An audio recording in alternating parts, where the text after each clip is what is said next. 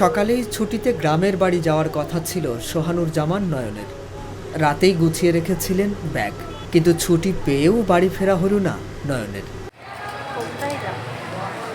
মধ্যরাতে ডাক পড়ে সচিবালয়ে আগুন নেভানোর। ঘুম থেকে উঠে পেশাগত দায়িত্ব পালনে তেজগাঁও থেকে ছুটে যান স্পেশাল ইউনিটের এই সদস্য। যুক্ত হন আগুন নেভানোর কাজে। পানির পাইপ সংযোগ দিতে সচিবালয়ের রাস্তার উল্টো পাশে যাওয়ার সময় বেপরোয়া গতির এক ট্রাক ধাক্কা দেয় তাকে।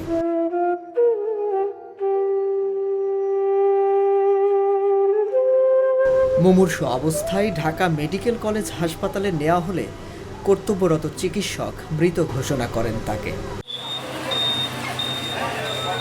বাবা মায়ের একমাত্র ছেলে নয়নের মৃত্যুতে মধ্যবিত্ত পরিবারটির কি হবে সেই ভাবনায় এখন বেশি ভাবাচ্ছে স্বজনদের। আগুন নিভাইতে গিয়ে এত বড় একটা ব্যাপার এসে পাড়ি দিতে গিয়ে প্রশাসনিকভাবে তাকে সেফটি দেওয়া হলো না, রোড ব্লক করে তাকে সেফটি দেওয়া হলো না। আমাদের এখানে কষ্টের জায়গাটা তৈরি হয়ে গেছে।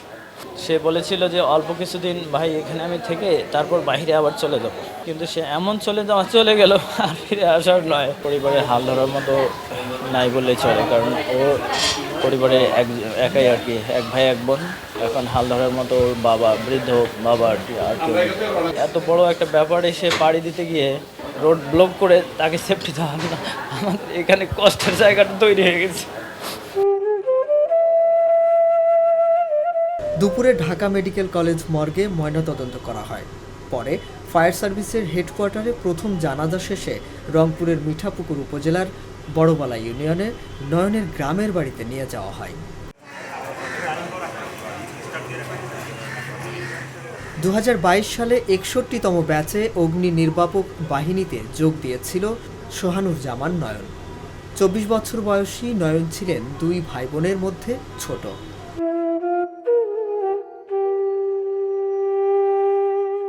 নয়নকে চাপা দেওয়া ট্রাক চালক বেলাল হোসেন সুমন ও তার সহকারী ফরহাদকে আটক করেছে পুলিশ।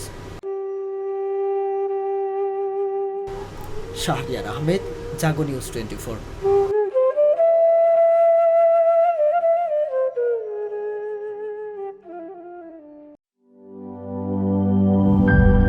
টাইলক্স, যার অ্যান্টিব্যাকটেরিয়াল এজেন্ট টয়লেটের কোনায় কোনায় পৌঁছে 99% জীবাণু ধ্বংস করে। টাইলক্স টয়লেট ক্লিনার, ক্লিন মানে টাইলক্স।